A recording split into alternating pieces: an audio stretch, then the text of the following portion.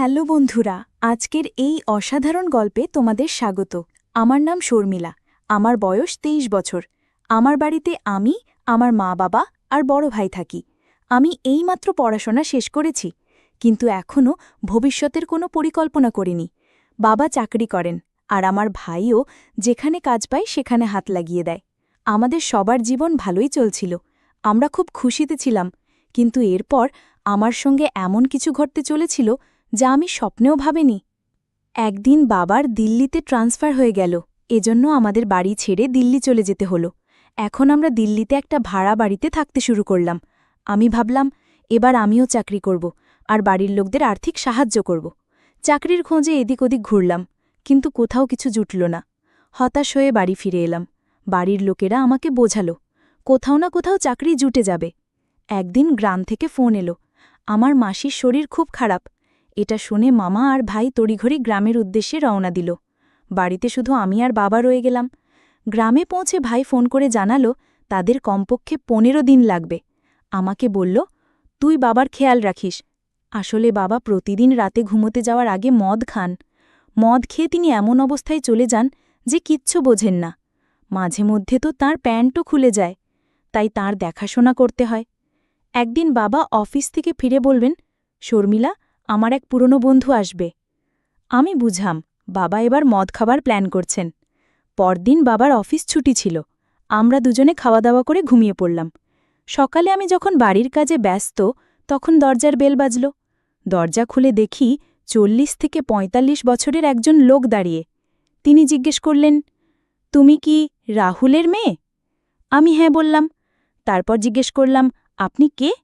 তিনি বললেন, আমি তোমার বাবার বন্ধু। আমি বুঝলাম এই সেই লোক যার কথা বাবা কাল বলেছিলেন। আমি তাকে প্রণাম করলাম। তিনি বললেন, খুশি থাকো। তারপর লক্ষ্য করলাম তিনি আমাকে একটু অন্যভাবে দেখছেন, বারবার আমার বুকের দিকে তাকাচ্ছেন। আমি ভাবলাম হয়তো এমনিই দেখছেন, তাই গায়ে লাগালাম না। ঠিক তখনই বাবা এসে পড়লেন, বললেন, স্বাগত। দুজনে দুজনকে জড়িয়ে ধরলেন। তাদের দেখে আমারও ভালো লাগল। বাবা আমাকে বললেন, জামা, চা বানিয়ে আন। আমি চা বানাতে চলে গেলাম। ওরা দুজনে গল্প শুরু করলেন। চা বানিয়ে আনলাম, দেখি দুজনে হাসি ঠাট্টা করছেন। আমি আগে বাবাকে চা দিলাম। তারপর তার বন্ধুকে চা দিতে ঝুঁকতেই লক্ষ্য করলাম তিনি আবার আমার বুকের দিকে তাকাচ্ছেন। তারপর আমাকে দেখে বললেন, রাহুল, তোমার মেয়ে তো অনেক বড় হয়ে গেছে। ওর বয়স কত হল? বাবা বললেন, এখন ওর বয়স ২৩ বছর। তার বন্ধু বললেন, তাড়াতাড়ি ওর বিয়ে দিয়ে দাও। এসব শুনে আমি মুচকি হেসে আমার ঘরে চলে গেলাম। সারাদিন বাবা আর তার বন্ধু গল্প করলেন। সন্ধ্যা হতেই আমি বুঝলাম আজ এরা পার্টি করবে। বাবা আমাকে বললেন, মা, পেঁয়াজ আর নুনতা কেটে একটা প্লেটে করে আন। বাবা মদের বোতল বার করেছেন। দুজনে টেবিলে বসে খেতে শুরু করলেন। আমার ভয় হচ্ছিল বাবা যেন বেশি না খান। ধীরে ধীরে পুরো বোতল শেষ করে ফেললেন। দুজনেই নেশায় টাল হয়ে গেলেন, কিচ্ছু বুঝতে পারছিলেন না। আমি বারবার বললাম, খেয়ে নাও, কিন্তু ওরা বাধা শুনলেন না। বাবা তো রোজই খান, তাই তাকে কোনো রকমে ঘরে শুয়ে দিলাম। কিন্তু তার বন্ধুর নেশা এত বেশি হয়ে গিয়েছিল যে তিনি বাড়ি ফিরতেও পারবেন না। আমি তাকে বাবার সমান মনে করতাম, তাই ভাবলাম আজ একে এখানেই শুয়ে দিই। তাকে ঘরে নিয়ে শোয়ানোর চেষ্টা করলাম, কিন্তু তিনি এত ভারী ছিলেন যে আমার পক্ষে নিয়ন্ত্রণ করা কঠিন হয়ে পড়ল। নেশায় কি যেন বটমট করছিলেন, অনেক চেষ্টা করেও তিনি নড়লেন না। ভাবলাম আরেকবার চেষ্টা করি। অনেক কষ্টে তাকে দাঁড় করালাম। দাঁড় করাতেই তিনি ২ হাত আমার কোমরে রাখলেন।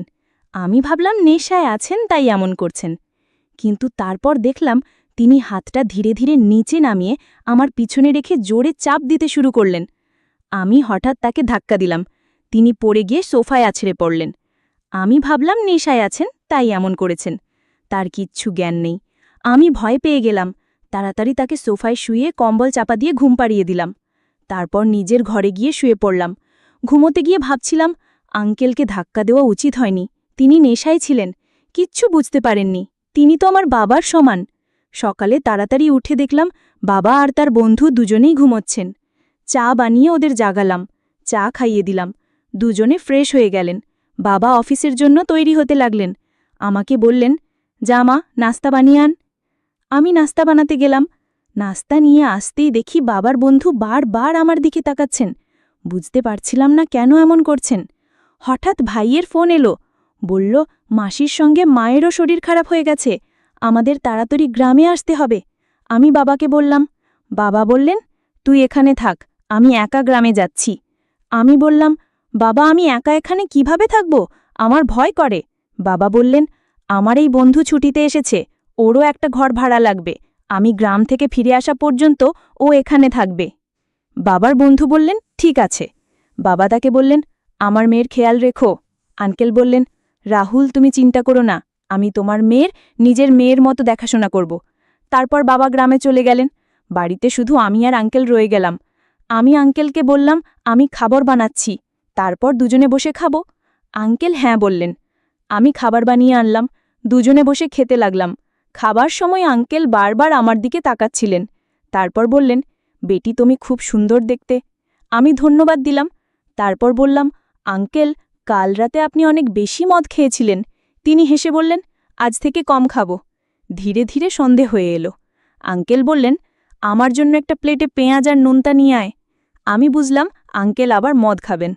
বাবার মতো ওরও রোজ রাতে মদ খাবার অভ্যেস হয়ে গেছে।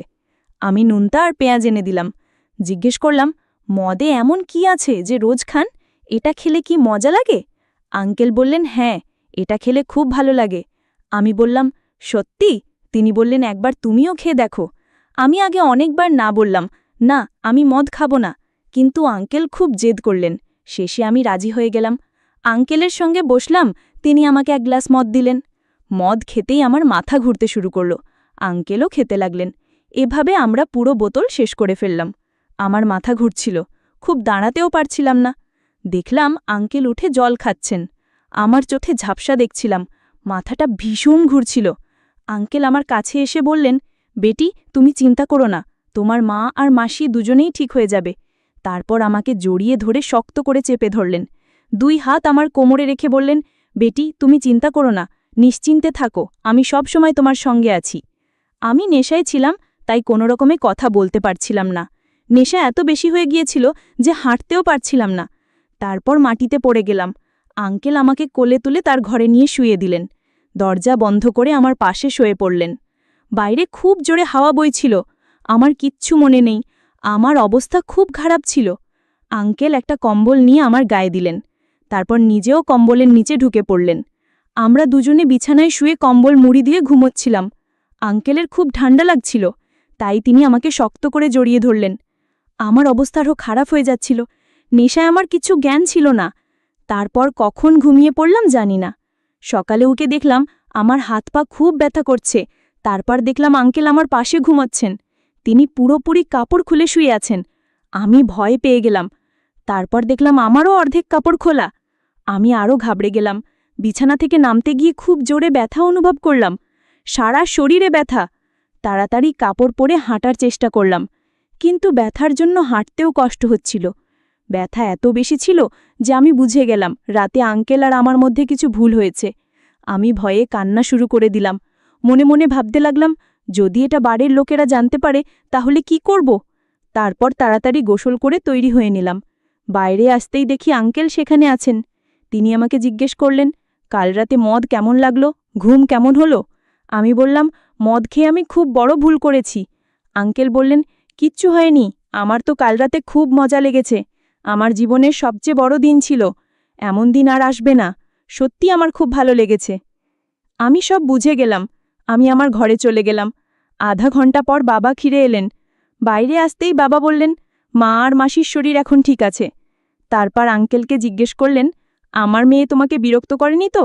আঙ্কেল হেসে বললেন, না, ও তো খুব শরীফ আর ভোলাভালা, আমাকে একটুও বিরক্ত করেনি। আমি সব বুঝতে পারছিলাম। আমি ঘরে চলে গেলাম। বাবার বন্ধুও তার বাড়ি চলে গেলেন। আমি বসে বসে ভাবছিলাম, আমার মদ খাওয়া উচিত হয়নি।